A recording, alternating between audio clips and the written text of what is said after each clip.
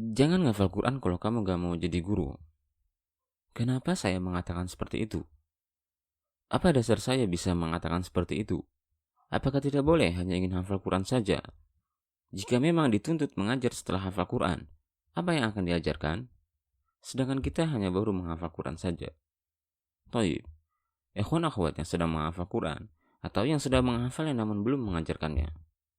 Saya sebagai makhluk yang fakir ini, ingin mengingatkan kalian akan hal penting dalam video ini.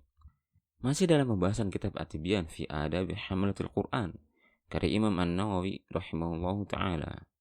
Saya ingin kita sama-sama berpikir dan mentadabburi sabda Rasulullah sallallahu alaihi wasallam berikut.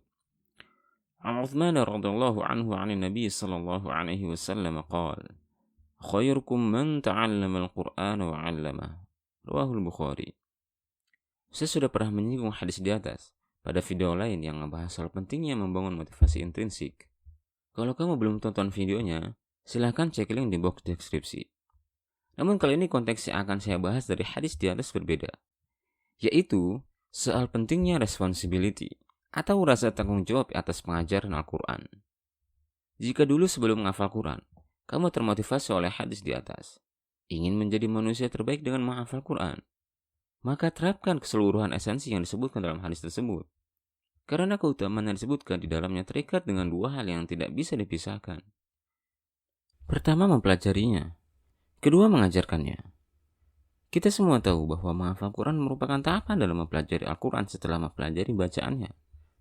Untuk mengajarkan Al-Quran, kamu tidak perlu sampai menjadi ahli tafsir yang memahami makna setiap ayat, atau menjadi ahli fikih yang dapat menjelaskan setiap hukum yang terkandung di dalam Al-Quran. Kamu bisa menjadi guru dalam hal cara membacanya.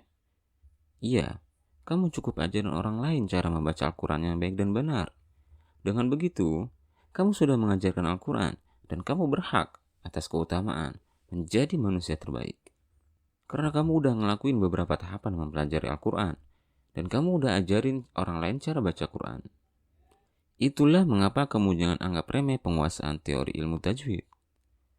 Mungkin kamu pernah merasa cukup saat kamu sudah memiliki bacaan yang bagus. Namun kenyataannya, tidak setiap hafidh atau hafidh Al-Quran menguasai ilmu tajwid.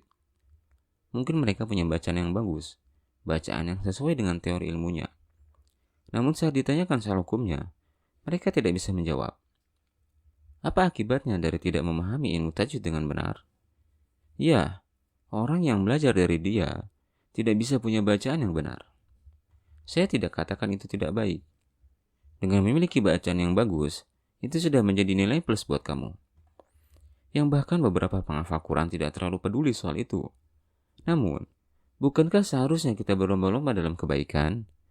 Atau bisa jadi mereka tidak mendapatkan guru yang tepat saat belajar. Mungkin terdengar berat menjadi hafidh atau hafidh Al-Quran. Karena selain susahnya proses yang harus dilalui saat menghafal, kemudian ditambah dengan tuntutan yang harus dilakukan setelah menghafal. Tapi ingat, berapa banyak kebaikan yang akan kamu dapatkan setelah kamu melalui proses kerja keras itu. Tingkatkan terus kemampuan kamu dengan belajar, dan terus belajar, agar semakin banyak manfaat yang bisa kamu bagikan ke orang lain, dan kebaikan yang akan kamu dapatkan di dunia dan di akhirat. Dan terakhir, saya mau ingatkan kamu salah satu nabda Nabi Muhammad SAW. Khairun nas, anfa'uhum linnas. Rawahu Tabrani. Sebaik-baik manusia adalah ia yang paling bermanfaat buat orang lain. Hadis riwayat Tabrani. Tetap semangat dan istiqomah. Salam pejuang Quran.